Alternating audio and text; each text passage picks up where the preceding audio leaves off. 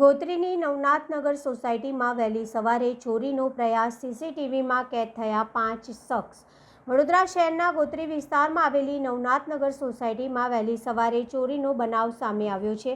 5 જેટલા શખ્સો ચોરીના ઈરાદે સોસાયટીમાં ઘૂસ્યા હતા અને એક જ બંગલાને નિશાન બનાવતા સમગ્ર ઘટના સીસીટીવી કેમેરામાં કેદ થઈ ગઈ છે।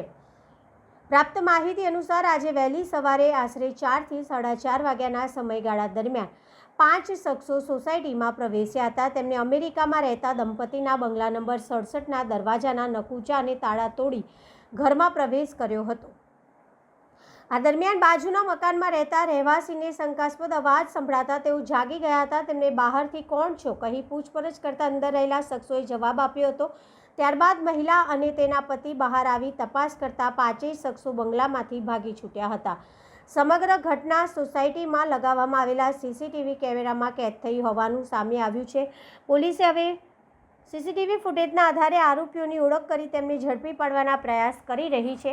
સ્થાનિક રહીશોએ જણાવ્યું કે ગોત્રી વિસ્તારમાં પોલીસ દ્વારા નિયમિત નાઇટ પેટ્રોલિંગ કરવામાં આવતું હોવા છતાં ચોરો બેફામ બન્યા છે। આ ઘટનાના પગલે રહેવાસીઓમાં ચિંતા ફેલાઈ છે અને વિસ્તારમાં વધુ સઘન પોલીસ પેટ્રોલિંગ તેમજ સુરક્ષા વ્યવસ્થા મજબૂત કરવાની માંગ ઉઠી છે।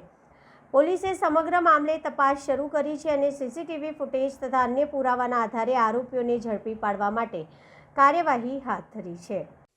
રાતના વહેલી સવારે 4:30 પછી એકદમથી હું ઉઠી તો મારું ડોગ એકદમ ભસવા લાગ્યું। એને કંઈક અવાજ આવ્યો હશે ને, તો થોડું અનયુઝ્યુઅલ વસ્તુ હતું એટલે હું એને બહાર જોવા માટે આવી। તો ત્યારે અહીંયા 3 મેં પૂછ્યું સામેથી કોણ છો કરીને, તો સામેથી આન્સર બી આપ્યો કે કોઈ નથી કરીને, તારે શું છે આવું આન્સર આપ્યો। એટલે મેં કીધું કોણ છે તમારે શું કામ છે?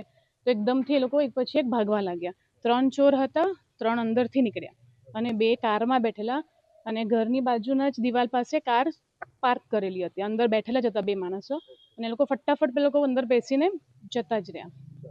હું પછી મારા હસબન્ડ એકદમથી આવ્યા મારો અવાજ સાંભળીને, તો અમે લોકો પાછળ થોડું દોડ્યા બી, પણ એ લોકો કારમાં જતા જ રહ્યા।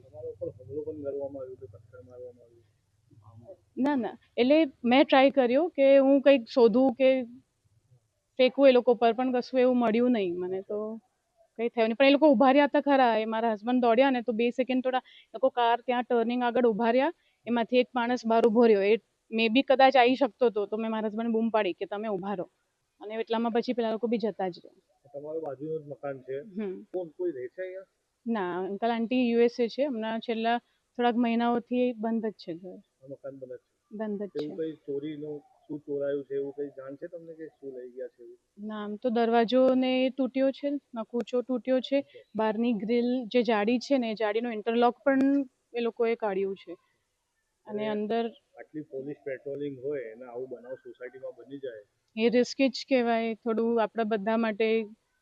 આ તો ચલો સારું હતું કે કઈ એ લોકોએ કર્યું નહીં, નહીંતર પછી અમે તો 2 જ જણ હતા, હું અને મારું। હું તો ઇનફેક્ટ પહેલા તો હું જ એકલી જ હતી, પછી મારા હસબન્ડ મારો અવાજ સાંભળીને દોડીને આવ્યા અને આ લોકો 5 જણ હતા, તો ઓબ્વિયસલી રિસ્ક તો છે જ, અને ઉપરથી અમારા સોસાયટીમાં સીસીટીવીનું એ કંઈ સિક્યોરિટી પણ નથી, તો એ વધારે રિસ્કી છે થોડું।